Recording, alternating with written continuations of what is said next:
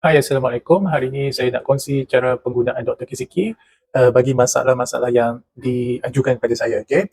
Nombor satu masalah kalau batuk ataupun bersin, lepas tu sambil terkencing. Lepas tu yang keduanya masalah sakit belakang.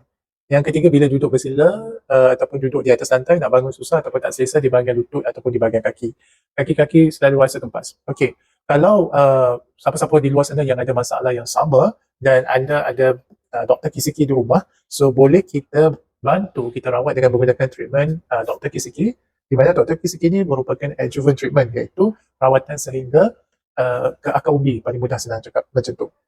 Okey, ini kita punya foot pad yang selalunya kita letak dekat bawah dan kita pijak dekat kaki kan, selalunya yang macam ni. So kita pijak. Okey. So hari ni kita tak nak buat yang untuk kita berdiri ataupun kita pijak dekat situ sebab ia berkaitan dengan kita punya pelvic muscle floor. So apa yang kita nak buat, kita angkatkan foot pad kita ni, letak di atas kerusi. Okey. So letak dia macam ni. Wire dia sentiasa dekat belakang kat sini. Then barulah kita duduk. Okey. Kalau kita duduk dia, so ini selalunya saya akan showkan dekat pengguna di luar sana menggunakan towel good morning yang nipis tu kan. Okey. So kita akan letak atas ni macam ni. Okey. Sebelum saya nak tunjuk tu, so dudukkan dia tadi tu macam ni. Kan ada nampak dua benda bonggol dekat tengah ni. Okey. Yang panjang sikit ni, ini dekat bahagian depan. Yang bonggol yang pendek sikit ni di bahagian belakang. So wire sini. Okey. Lepas tu kita ambil towel good morning. Kita letak. Kita perlukan air biasa. Okey, ini air biasa. Kita spray dekat sini. Spray sampai basah betul-betul tau. So sampai basah. Okey. Kita pula bila kita buat treatment yang untuk duduk, kita sebaiknya kita pakai kain pelikat ataupun kain batik. Kita tak perlu pakai seluar dalam. Okey. So bila kita duduk, kita kena adjust betul-betul. Punggung kita ni dekat bahagian sini. Okey. Kemaluan kita dekat bahagian depan. Okey. Punggung kita buka. Kemaluan kita ni dekat sini. So bila kita duduk, kita kena adjust betul-betul lah. So bila duduk, so kita kena adjust betul-betul kedudukan kita tu. Okey. Sebab apa? Sebab dia berkaitan dengan titik akupuncture yang ada dekat di antara lubang punggung kita dengan kemaluan kita. So ini dia akan rasa satu titik akupuncture dekat situ. Dekat dalam kita punya manual, dia akan bagi tahu lah dekat muka surat tujuh untuk masalah seperti apa. Contohnya kalau kita ada masalah hormon yang tak stable, selalunya berlaku pada orang perempuan lah. Kalau macam untuk budak-budak tu, remaja kalau banyak jerawat ataupun dia punya period dia tak tentu, so boleh pakai juga untuk program CPAP ni, di mana dia tak perlu bergantung pada ubat untuk tahan sakit bila datang bulan, di mana period dia tu boleh lancar dan dia lebih selesa lah. Okay. Kalau bagi macam yang berumur 30-an ataupun sebagainya pun akan ada masalah hormon imbalance. Bila ada hormon imbalance tu menyebabkan gangguan pada cycle punya kitaran head, dan juga boleh buat macam masalah obesity pun disebabkan oleh masalah hormon imbalance. Ataupun datang head tu tak tentu, itu menunjukkan hormon kita juga tak stable. Bagi yang orang yang lebih dewasa, macam yang soalan tadi lah, maksudnya bila kencing, so bila ataupun kencing tak lawas ataupun sambil kita bersin, kita suka-suka kita ketawa pun boleh kita terkencing, ataupun bila kita nak terkencing tu, kita rasa terkencing terus terkencing. So pun boleh kita pakai. Bila malam kita tidur, kita selalu sangat kerap bangun lah, bangun 2, 3, 4 kali waktu malam untuk pergi kencing. Okay. Masalah tenaga kebatinan lah antara lelaki dan perempuan pun juga boleh pakai. Masalah semelik, masalah buasir pun sangat-sangat sesuai untuk kita pakai ni. Kalau kita sihat pun kita boleh pakai. Sihat kita pakai adalah untuk pencegahan.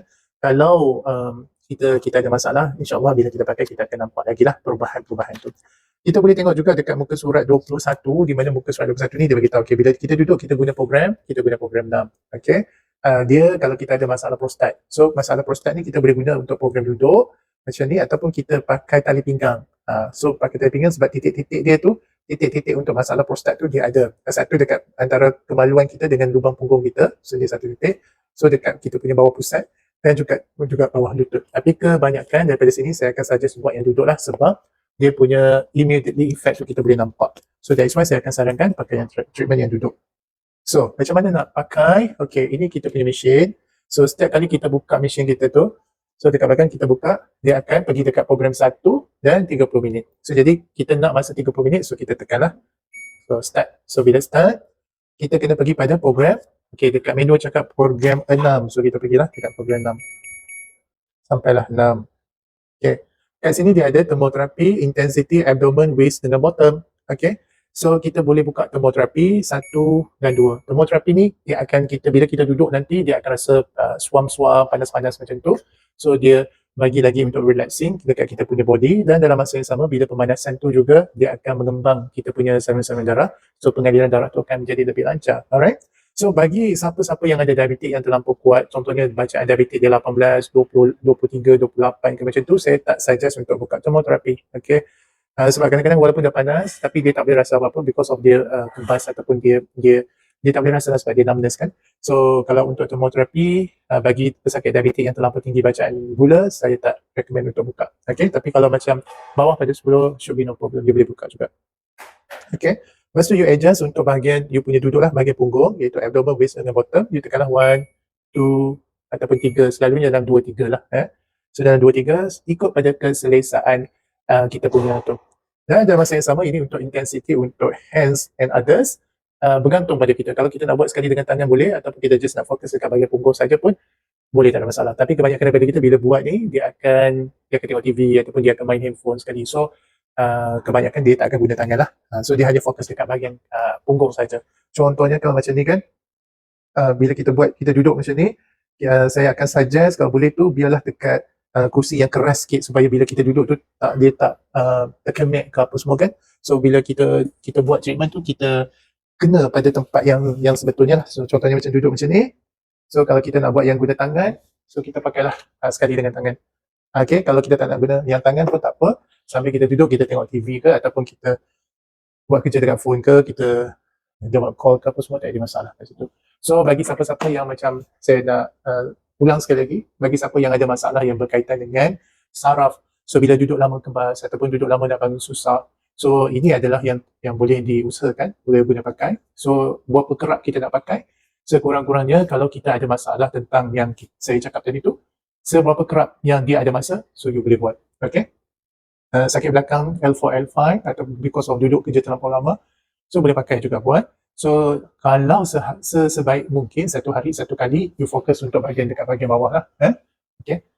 So bagi yang ada masalah tentang hormon, masalah kerak kencing, masalah buasir, sembelit, prostat bengkak, masalah hernia, masalah segugut, masalah angin pasang, semua yang berkaitan dengan kita punya organ, berkaitan dengan peranakan apa semua tu, kita boleh guna pakai lah. Okay, cumanya dekat sini contoh tiba-tiba masa kita buat, kita dah menopause, kita dah menopause 1 tahun, kita menopause 2 tahun.